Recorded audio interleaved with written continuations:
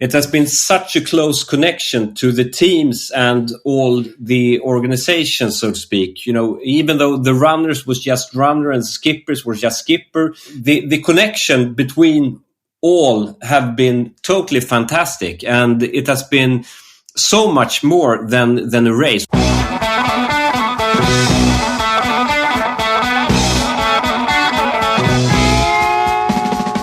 Welcome to the Low Tide Boys, a swim run podcast. I'm Chip. And I'm Chris. This is episode 143 of the show. On this episode, we're going to be doing something new and starting a 4-part series to do a proper recap of this year's inaugural One Water race. You don't know what we're talking about? I don't know. I don't know what show you've been listening to, but it's not this one. Gonna hate the Low Tide Boys. The One Water race is a 250-kilometer adventure race across the entire Stockholm Archipelago. It's about 200 Ks of running, about 50 Ks of swimming. Even though we got some insiders, it was more like 60 Ks. But I guess it depends. Depends how fast we're going. Anyway, we were going to do like a 1-episode recap, but there were so many stories we wanted to tell, so we're doing a 4-part series. So this is the first part of that. And joining us and welcoming back to the show is co-founder and race director Thomas Ogander to basically get his race recap on what was truly an epic event, Chipper. Yeah, this is like a formal edition of our ad hoc series, Race Director Reports. This is a formal edition. Yeah, this is like on steroids. For sure. But first, training updates. So training for SwimrunNC is on. We are dialing it back from our 6,000-yard Tuesdays and our 4-hour Swimrun Saturdays, and we're going to be hitting the hills and the trails. So, fun times, as usual. Yeah, looking forward to these last few. Races. You know, the 6,000-yard Tuesdays and sometimes also Thursdays and then 4,500-yard Fridays and, 6,000 yards. Anyway, that was great. I feel like we got really great swim fitness. But good miles in the bank, good meters in the bank, too. Yeah, I mean, we don't have anything coming up that requires anything that major, so we're dialing it back. Yep. Now on to this week's shout-outs. Yeah, so this week we're shouting out our latest patrons on Patreon. A huge thank you to Chris Wright, Liz Bauer, and Matt Skavnak for your support. We really, really appreciate it. It helps fund all of the postage that I've been spending recently, that we've been spending recently for the show, to send out stickers to people. Yes, thank you kindly. It's just it's so great. Yeah, it helps cover all the costs. It's also good evidence for the wives, I think, where it's like, hey, look, people are actually paying Well, us. we can't not do it because these people are giving us their hard-earned money. Yeah. And we can't let them down. Now over to this week's Feats of Endurance. So this week's winner is a regular swim runner, Caleb Baity. He's part of the whole NC swim run scene over there. Yeah. Over this weekend, he won the Psychoactive Last Runner Standing race in Huntersville, North Carolina. This race is a 1.25 mile loop course where athletes just do loops until, you're the last person standing. Yeah, these are self-explanatory. These are pretty diabolical races, in my opinion. But Caleb ended up running 48 laps for a total of 60 miles. Nice job out there. Yeah. Well, we found Caleb's Feats of Endurance over on our Strava club. So go to Strava, search Low Tide Boys, and join our gaggle of folks we have over there. 430, 40, 50. It just keeps rising. 477 as of 10 minutes ago. It's like, I feel like for a week we get none, and then all of a sudden we get 30 new ones. I don't know what's going on. Swimrun, it's what's happening. It is. Now, Chris, over to the news desk for This Week in Swimrun.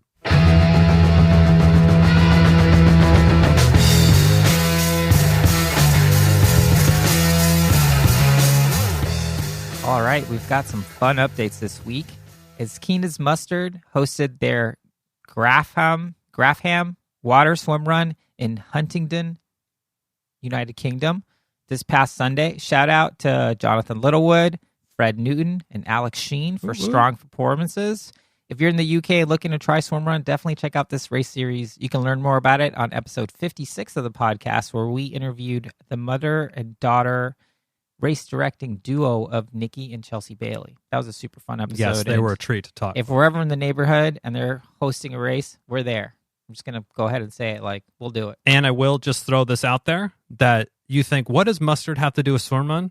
At one of the aid stations at Attila, I had myself a little bit of mustard. That's true. Carry on. Yeah, like mustard minus the hot dog and bun. Yeah, I'm vegetarian, and someone pulled up the dirty water dog. It was, or the European, the Swedish version. And I was like, I'll pass on that. But could I have some of this mustard here? And I took a little bit, and Chris just shook his head. The guy basically gave you the Swedish equivalent of have like, at it, Haas. He's like, huh? It's good. Back to this week in Swimrun? Yeah, back to the news desk. Back to the news desk. So moving across the channel from the UK to France, Swimrun de Cascarson took place, and it looked like a blast. Shout out to friends of the pod, Matthew Poulain and Nicholas Ramirez, who were at the event, podiuming. This is a theme to this weekend Swimrun. Nice. This shout out episode. Now moving a little bit north from France, the Coster Swimrun took place, and there I say that we have added another race to the bucket list. I did not consult Chipper, but I just added it already. Similar to Attila, athletes who sign up for this race take a ferry to the Coster Archipelago, Sweden's only marine national park, on Friday. Stay there overnight at a cool hotel, race on Saturday, hang out, break bread Saturday night, have an awesome breakfast on Sunday, and then take a ferry back to the mainland. Sounds pretty good, right? And it also looked like a solid breakfast. So now that I'm super into post-race solid breakfasts, and some shout-outs to the winners. So Max and Adriel, friends of the pod, former guests. Fresh off their Attila podium. They Fresh off those podiums. Step right from that podium to the next one. Yep. No big deal. Speaking of podiums, Desiree Anderson and Hannah Hellstrom teamed back up to win the women's division. And one of our favorite people, Annika Eriksson, and her partner Frederick Granstrom won the mixed division, repping for Kraken Swimrun. Kraken always putting results up. Always putting the results up. Now, moving a little bit east-ish. Hold on, I need a compass. I thought we gave the compass back. All this north, south. Look in your Garmin. Oh, yeah. Boop, boop. So, east-ish, the 5th edition of the Swimrun Urban Challenge Dusseldorf took place, and the turnout looked great. And I have to say, we love these super easily accessible swimrun events to help lure their entry for folks curious about the sport. You basically just roll down your street, sign up for a swimrun, do it right there. It's great. Finally, in other swimrun-related news, friend of the pod and amazing swimrunner Sabina Rapelli has launched her own coaching business called No Limit Coaching, where she'll be working with swimrunners, of course, multi-sport athletes, as well as disabled athletes and older adults. So super cool cause. Nice. We're super stoked for her and wish her all the best. You can learn more about her coaching offerings at nolimitscoaching.ch. It's because she's in Switzerland. CH. So CH is Switzerland. It's a new one. Yeah. For me. That's it for this week. Feel free to reach out and let us know if there's anything that you'd like for us to mention on the show. Back to me. Back to you. Chris, time for a little show business. That's right. Our segment formerly called Low Tide Boys Updates. Yes. We decided to call it show business because one night I thought it was very entertaining. It was very funny. To my wife that, me and Chris, we were just talking a little show business out there. So now, show business segment. So as you may have heard or seen on our Instagram, we recently surpassed 100,000 downloads. And with our new milestone, of course, we have some new free stickers to give away.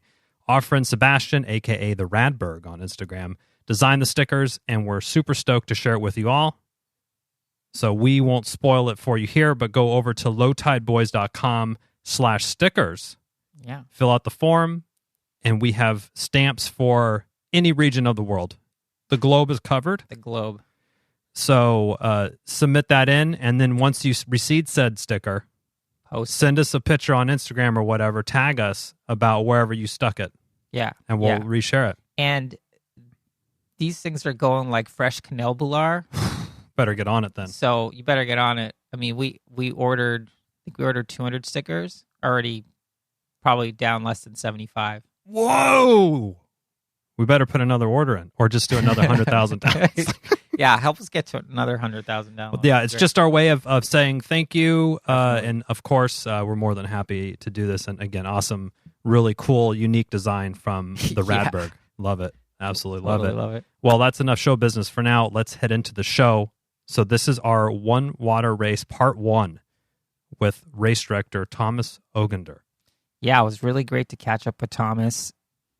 Basically, when we interviewed him back in episode 104, chatted about this event, thinking it was going to be epic. He was telling us about his dream to put this on. Now, fast forward, basically almost 10 months, he did it. Done. From that conversation to where we are now, the race is in the books. There's a movie about to be released about the event. There's already plans underway for next year's race. So it's safe to say this thing was a huge success. And we got to chat with Thomas about it. He told us what it was like to be on the inside and go from ideation to execution, what it was like on the ground during the race, and what he plans on improving for next year. So his passion for swim run, preserving nature, and there's epic feats of endurance really shine through in this interview, and you're going to get your minds blown just as we were. Yeah. Great conversation. The whole thing is, and it was cool to check in with them after, before, I think when we talked, they hadn't even opened the registration for teams to submit. So huge race of huge proportions, and to hear his take on it is always awesome. Yeah. And I can't think of a better way to start this 4-part series with Thomas. Yeah. OG. So I don't know. Listen to it. Listen to it. I was going to have some quip about it. You won't have to swim 50Ks to get the essence of one water race. So here's part 1 of our one water race recap. Race director Thomas Ogander.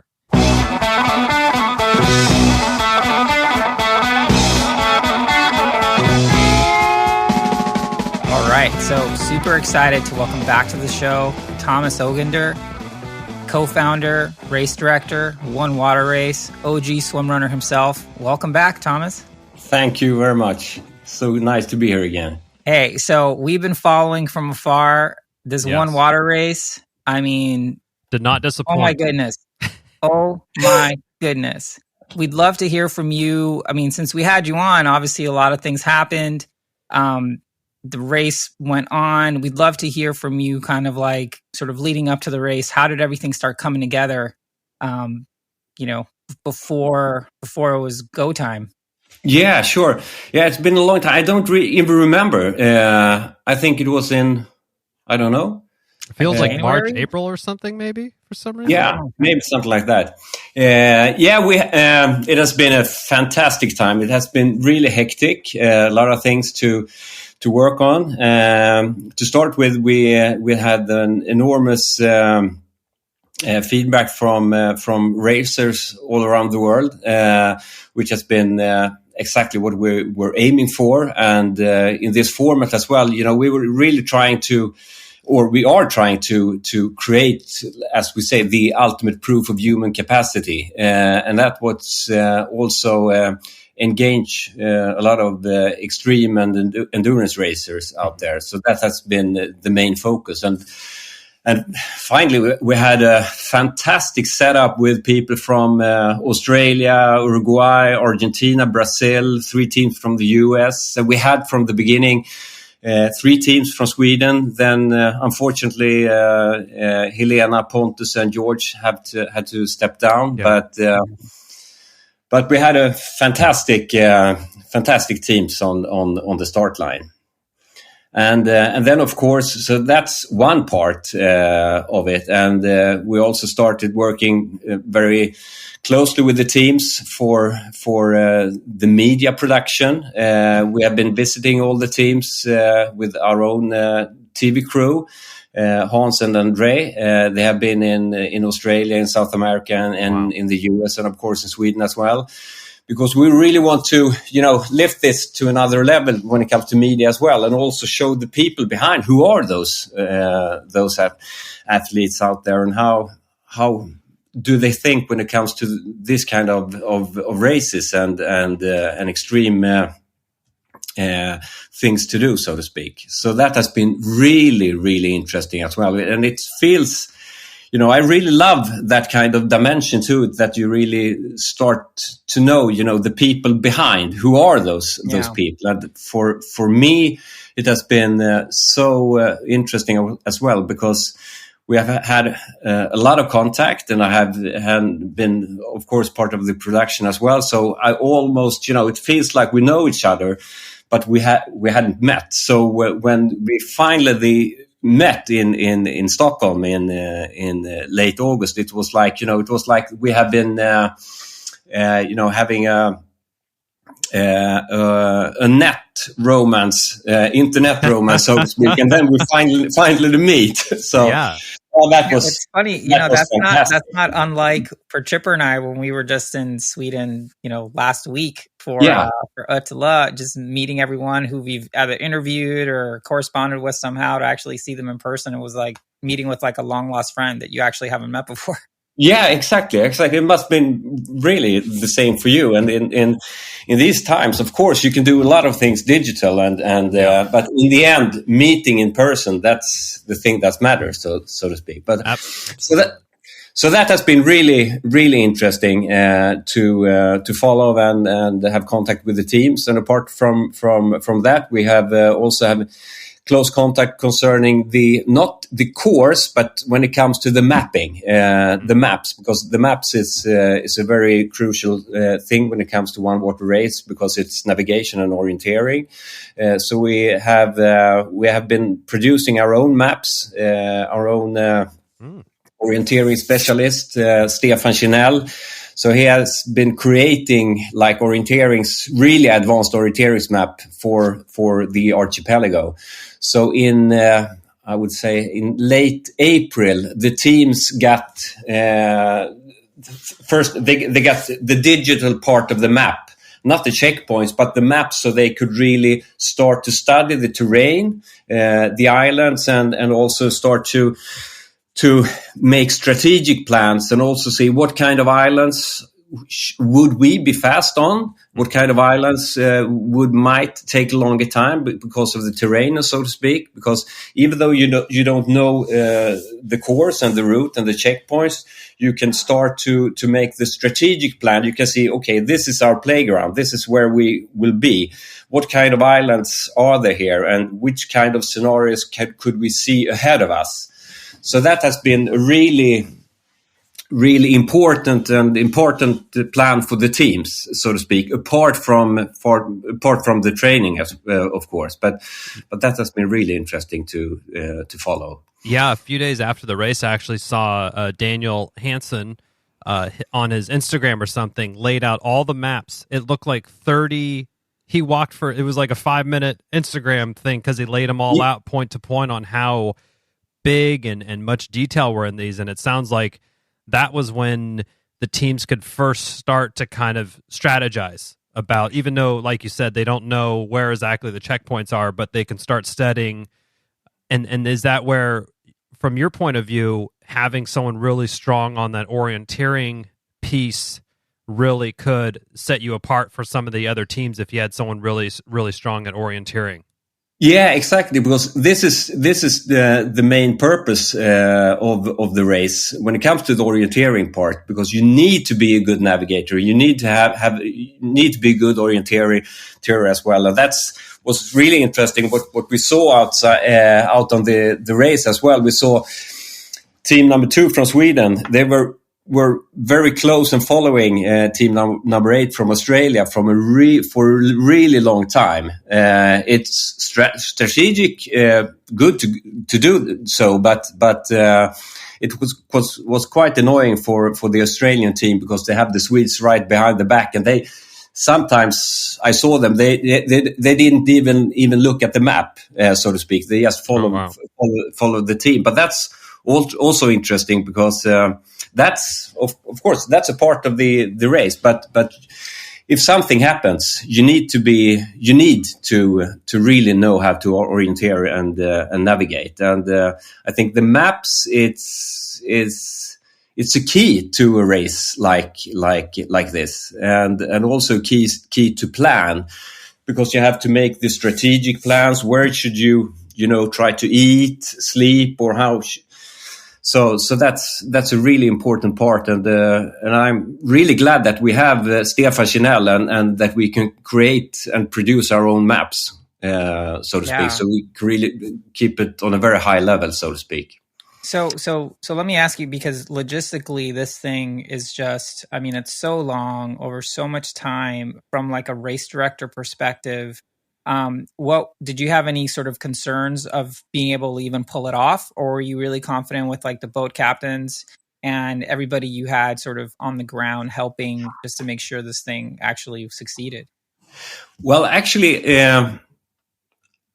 it's easy to say now, but I know that we would pull this off, and we would put this together, because we have such a great team, and this is actually, apart from racing, organizing this kind of race is what I love as well. So that has really been a part of the plan for the beginning, to really try to do something which in many minds seems to be impossible.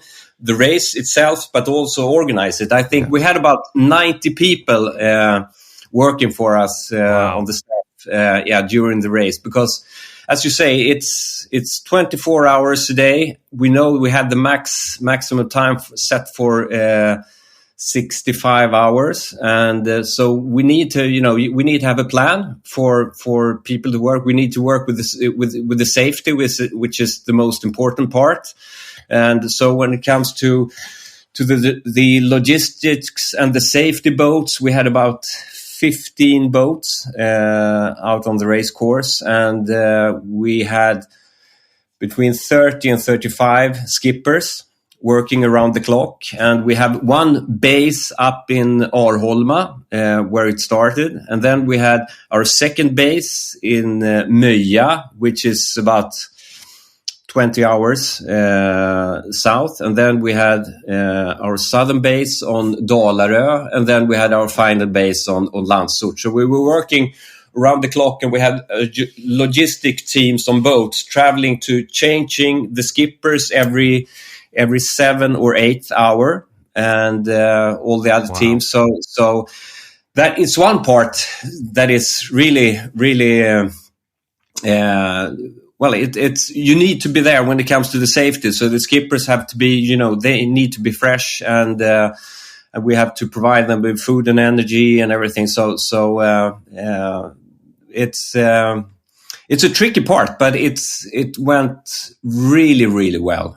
And we also have, which is, I think, some of the parts, because when we talk about the safety, because safety always comes first. So we need the boats, we need the skippers, but then we also wanted to be close to the teams during the whole race. So we used ultra runners who run with the team at all times on land. So they were running with the teams on land, and then they were taking the boats on the swim, and then so they boat on the swim, running on land, and so on. So they were moving with the teams all the time, and they were filming as well. They were our photographers out there. So we were filming all the teams around the clock for 60 hours as well. You know what's crazy about that? I mean, yeah, it sounds great. You have a couple ultra runners running with the teams, but they're still running 200K. Yeah, but that's, that's the fun part, because we have an ultra runner community here that I'm a part of, and then I asked the question if anyone would like to join us, and then this became really a big thing for the ultra runners, because they love to do these kind of things. And then when we planned, they didn't want to go for like 8 hours. They wanted to go for like 36 hours. Wow. So we had to put them off for a safety perspective, but it was like, okay, well, we can start maybe, can start with 16 hours, and then I can relax for 2 hours, but then I want to go for like 36 hours for the next step. So that was, one part. And so that was, in the community, this was, the ultra running community in this, which was fantastic. And that was also, of course, it was a media part, because the media is so important of this. We are now producing a race summary for the Nordic region and Swedish TV4. But the big thing is that we're doing documentary for the major streaming services. And then, you want to be there. You want to, to catch the drama. And we have all the runners and all the skippers. We have continued communication with them all the time. So we talk to the racers and the skippers all the time while they were running. So we knew exactly when things happened. If someone fell, if someone was, hungry, frozen, or whatever. So one thing from the media perspective, or first from the safety perspective, we could have a dialogue. We knew all the time how the teams were feeling. But then from a media perspective, we could be there as well. If something happened, we want to be there with the camera. But we also want to know that, okay, now this guy, he's really cold right now. And we knew exactly the plan that each team had set as well. So we could follow them we had 3 GPS systems, so we followed them. So we could follow them for all the time. And then we know that, okay, now this guy is really cold. And now they have planned to go for 1,500 meters of swimming here. And when he will enter the next island, he will be freezing cold. So then we want to be there filming him. Yeah. So we worked continuously on that. So we knew all the time, how are the teams doing? How are they feeling? We could almost talk to them. Well, we could if we wanted to, but we had the runners. So that was a really interesting perspective in this part.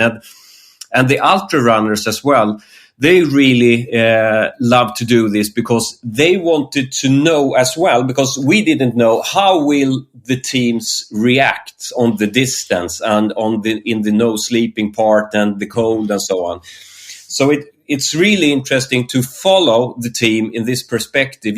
From the beginning, everybody's talking to each other and they have a good time. They try to push each other. And then, you come to the stage where it's, whoops, now it's quiet. No, now it's, now they suffer. And so it's really interesting to go through these stages. And for the ultra runners, they really enjoyed that, to see how do they react? How do they work as a team together to try to move on and so on. So that was a really, really interesting part as well.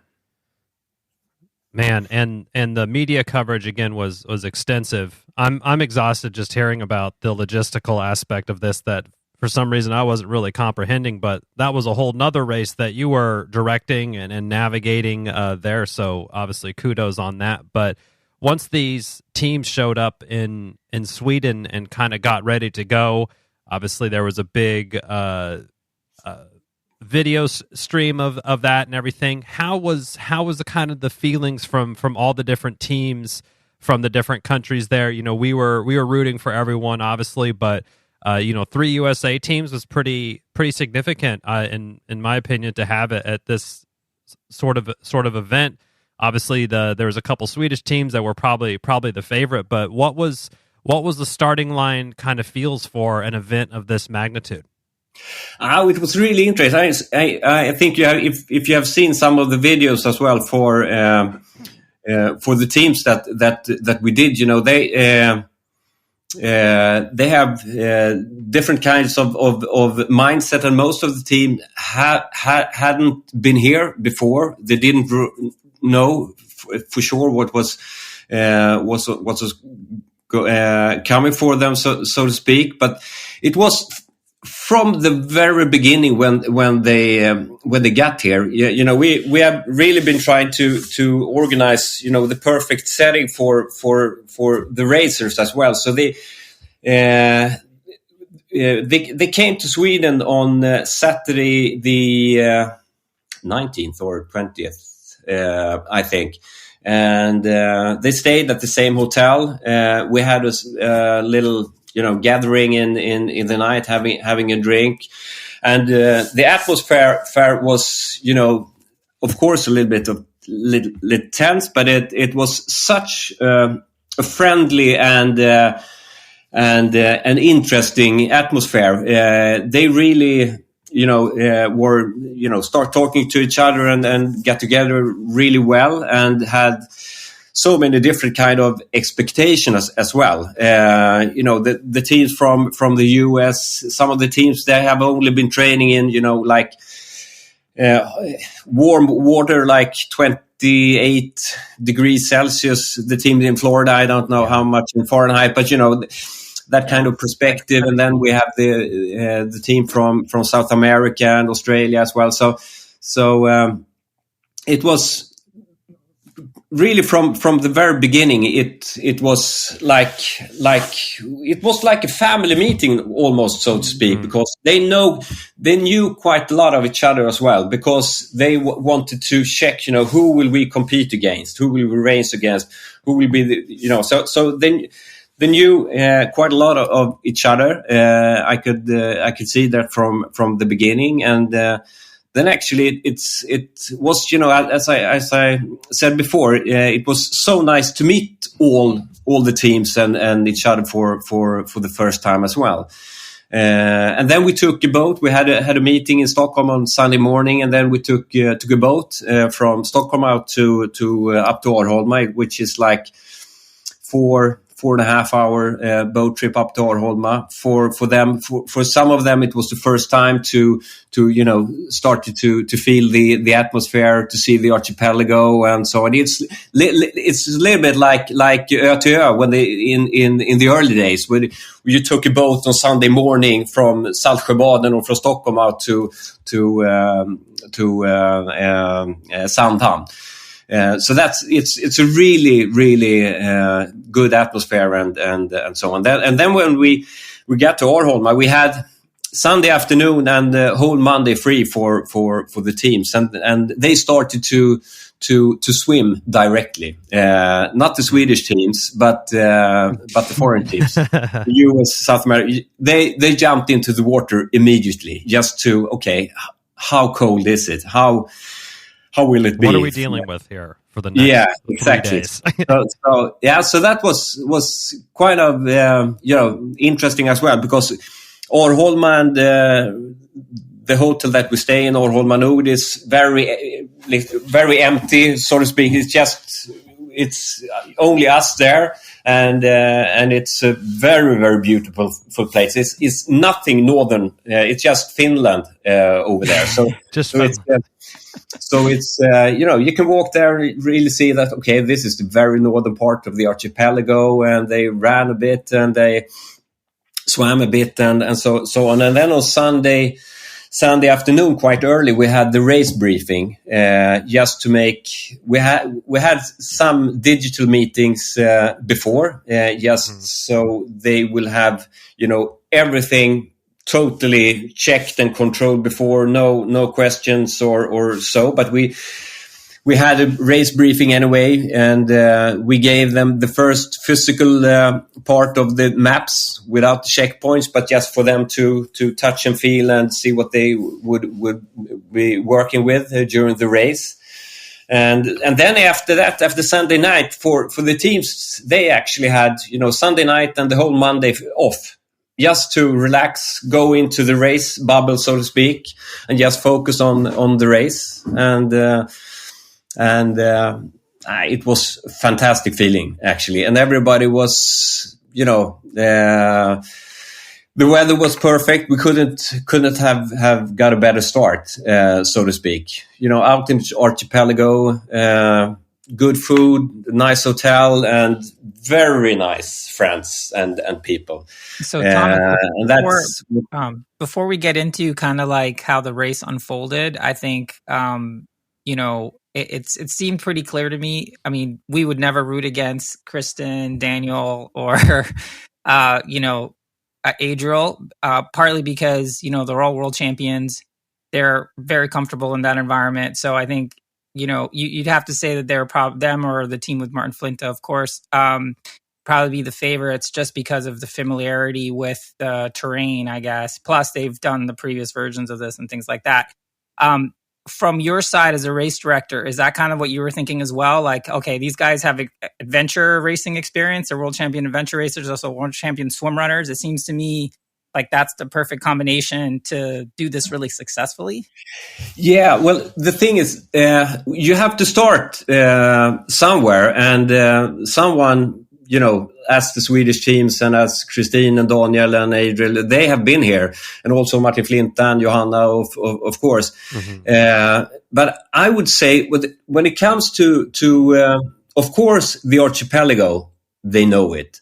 But then the whole thing with one water race is that you need to be a good orienteer and navigator. And we also, so when it comes to placing the checkpoints, you always had multiple choices. So it wasn't, just one way who it would be the fastest way. Mm-hmm. So that's really what we was working from. We had, it differs a bit, but we had about 15 checkpoints during the race, and all of them, I would say 10% maybe we need to have, because they need to pass some sections because of safety and so on. But then 90% of them is like, there are no best way, no optimal route, so to speak. So that's. But my feeling was, of course, Daniel, Christine, and Adriel, and not at least with Johan Hasselmark as their support crew as well. But then it comes to the end.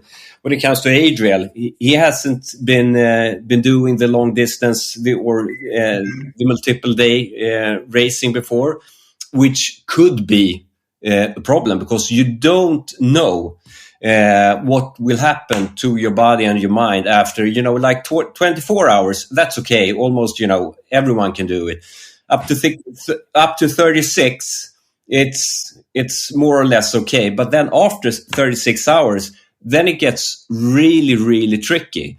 And you really, I think you have to have that kind of experience to do this kind of races. Of course, you have an advantage if you have been doing swimrun racing before, but if you don't have the multiple day racing, it's impossible. Now it seems that I followed Adriel during the course, and I met him after like 36 hours, and he told me, "Well, Thomas, when am I supposed to be tired?" He was totally okay. Then I met him, it must have been like 8 hours later. Ooh. And then he was totally gone. His eyes were like nowhere. No one was home. No, and he was so much in ketosis, acetone. Does it call that? He was, the liquid. If you go into ketosis, mm-hmm. when you're burning fat instead of muscles, when your bodies, then your smell is like it's very. Oh. It's very special because your body goes into another stage, and you feel like it's like the spirit that you wash things with, really strong ammonia. Strong, so you smell like that. So that was really interesting, because that was just like 8 hours later, and it was a totally different person, so to speak. Yeah. So what I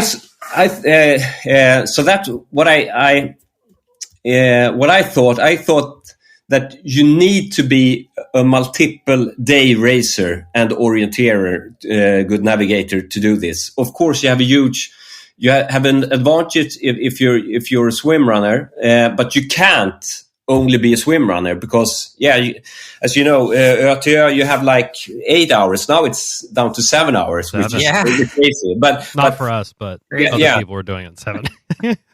But anyway, but the thing is, when you do this in multiple days, that's another, and all of the teams had this experience, but I think obvious that Daniel and Christine and Adriel had the most. Yeah. I mean, Yeah. it's funny you mention it like that, because I think it's like a Rob Preston and Team Australia, ostensibly they didn't have the swim run kind of pedigree. And yeah, I mean, I guess they sort of over-indexed on being good adventure racers and still had a pretty good result. Yeah, exactly. But then you have Rob, who is a fantastic. He's a world champion orienteer level, so to speak, and a multi-day racer, So for them, they had really have the experience of multiple day racing. So and they were, even though they were like 2 hours behind, they were sort of quite close, because in the end that anything can happen, so to speak. And I know that the end stage, the last 1.5 hour from Landsort, Daniel, he was totally out of control. He didn't know where he was. He couldn't read the map. And then so this is exactly actually what one water race is all about, that you need to have everything set. You need to be ready for this kind of situation, how you will handle the body. And I talked to him, I think if Australia would have been closer, that could been, game over for, not game over, but it would be would have been another opportunity, so to speak. And you never know what's happening with your body and mind. And then really Adrian and Christine had to, help Daniel finding,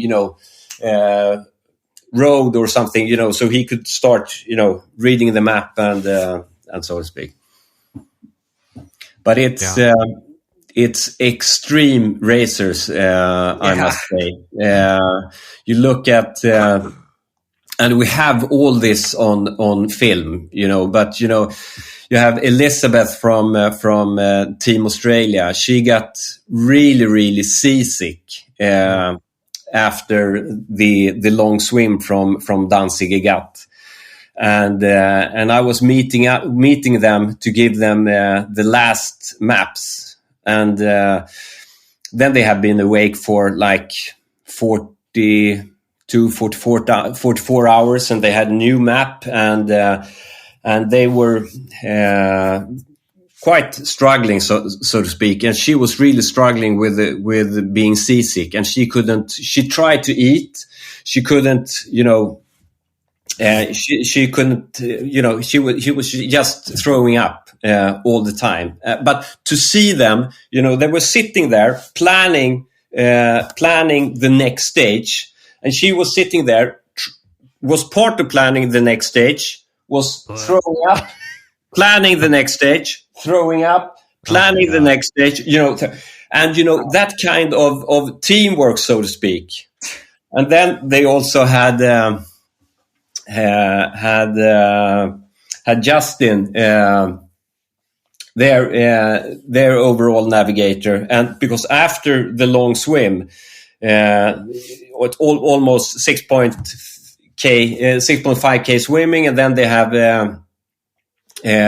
have like 900 meters of running. Then you could take an easier swim, which is like 900 meters or 1k, and then you can take a 2.5k swim. And then he told them that okay, let's guys, we can do this 1100 swim, which actually was 900, or we can do this 1300 swim, which was actually 2.5k swim. Oh, no. And I was, what? But then they took what they thought was the 1.3k swimming, but it was actually 2.5. But it was interesting. No.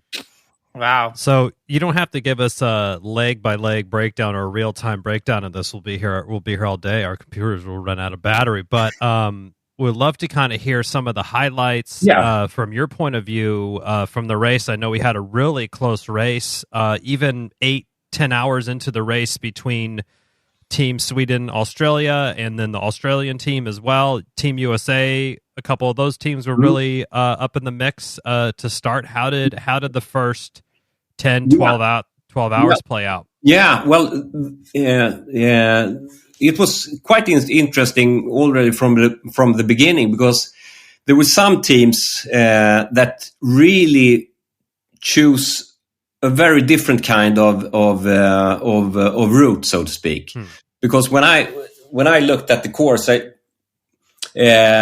had one plan, or what I thought would be the optimal route. But then some of the US team, I think it was US team number 3, they started with like a 4K swim, which is, they took a completely different route than the other teams.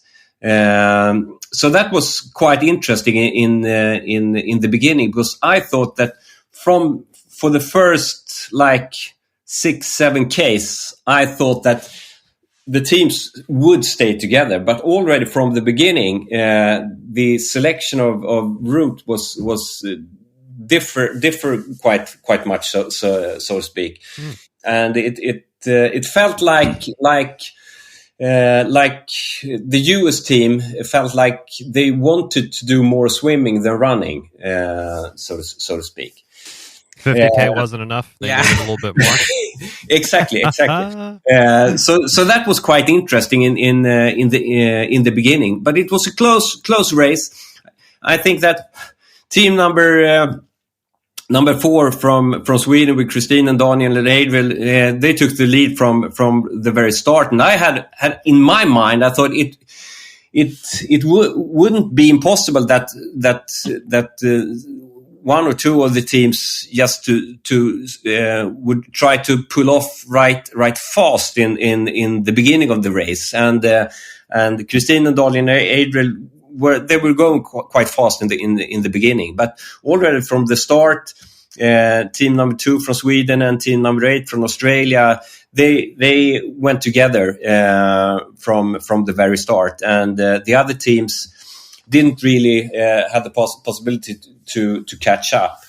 And then in stage number 2 to down to Möja and the first cutoff, then Daniel and Christine, they were quite far. I think they were about 45 minutes ahead of team 2 and team 8, and then team 8 actually had they were quite annoyed by having team 2 just on the foot during the whole race, and we have some really good footage of Rob telling what he thought about the situation. Makes for good TV, that's for sure.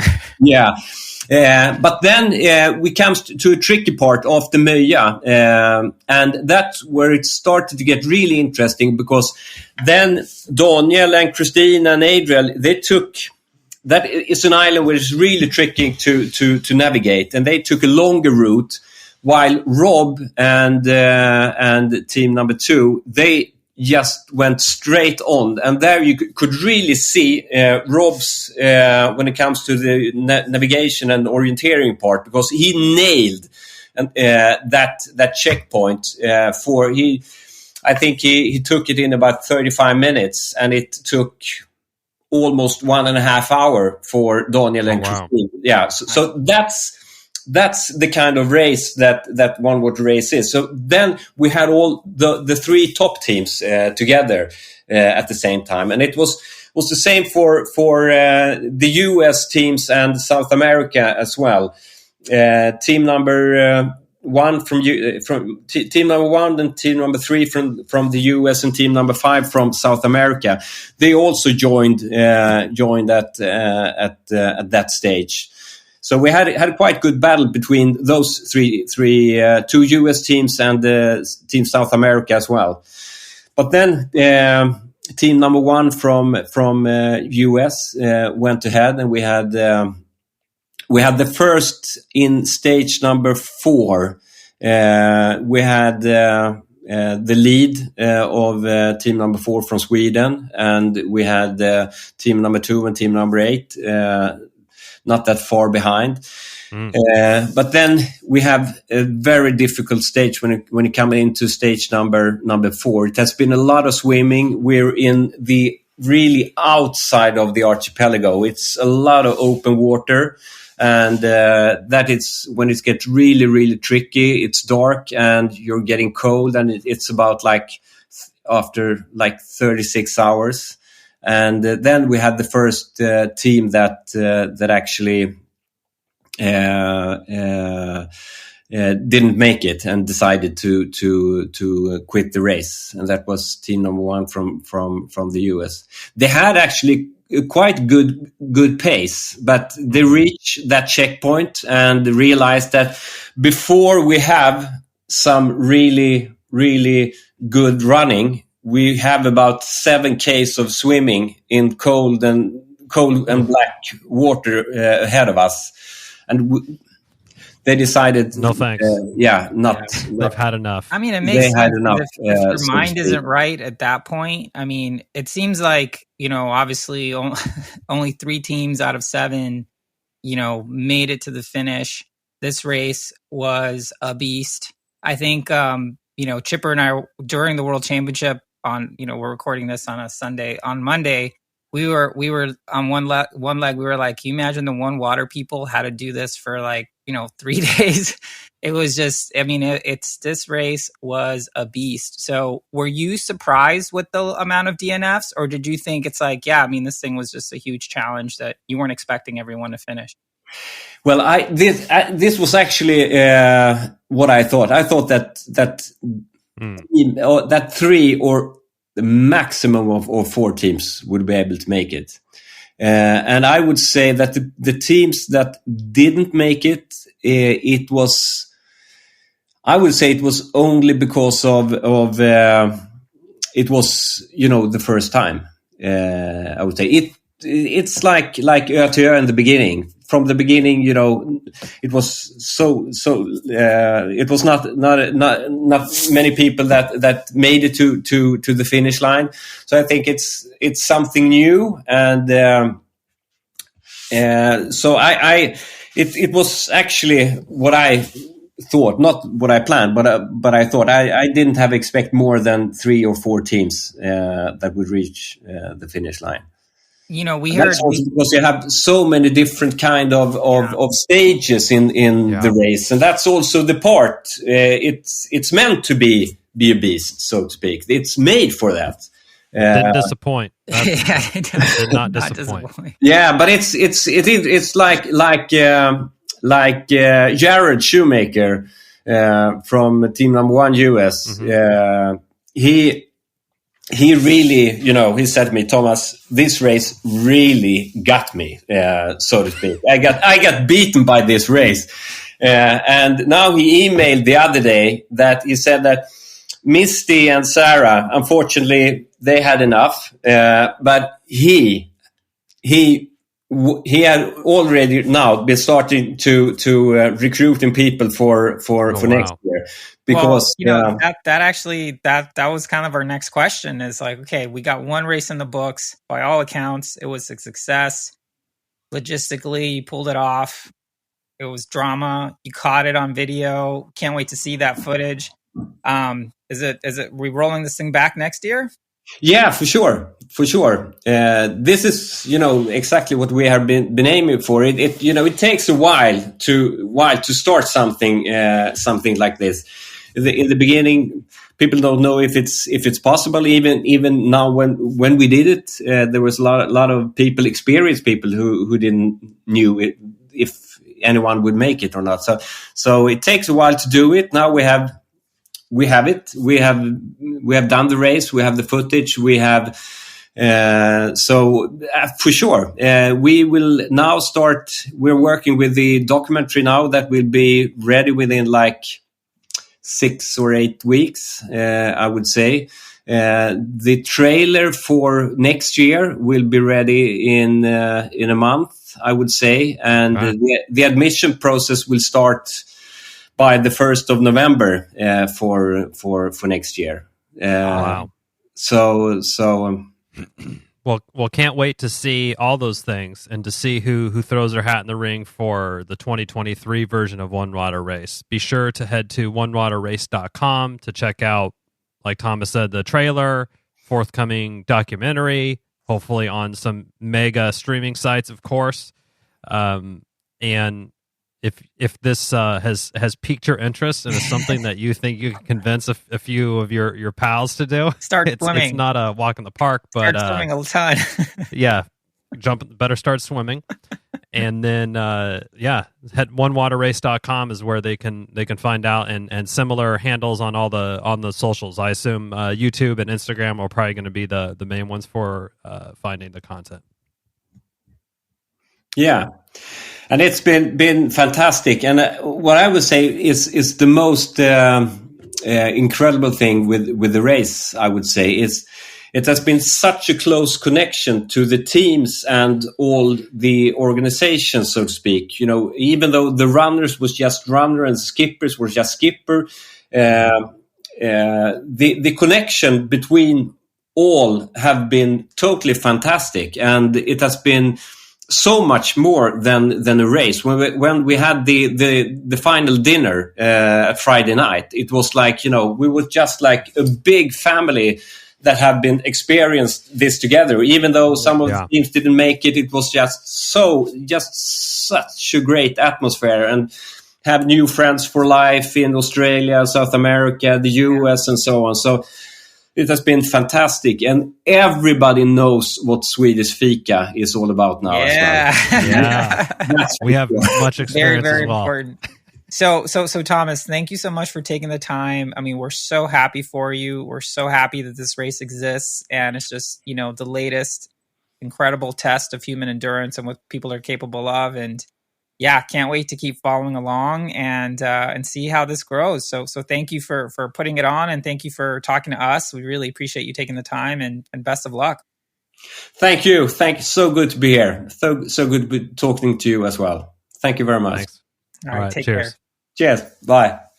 Well, that's it for this week's episode. Thanks so much for listening to the show. Make sure to subscribe wherever you listen to podcasts and leave a review, since that's the best way to help other people discover the show and the sport of swim run.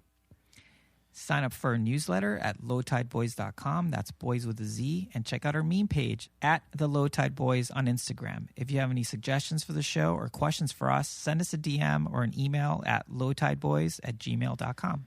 We'd like to thank Riding Easy Records for our show music, and of course our wives for their support and tolerance of all our swim run activities, podcast, and other stuff. Yeah, other stuff. Way to keep it PG. Finally, you can support our efforts on Patreon. Until next time, get out there and go for a swim. Go for a run. Then another swim. Then another run. And then another swim. And then another run. And then just keep going. Until you're done. Or maybe can't stop. Stop.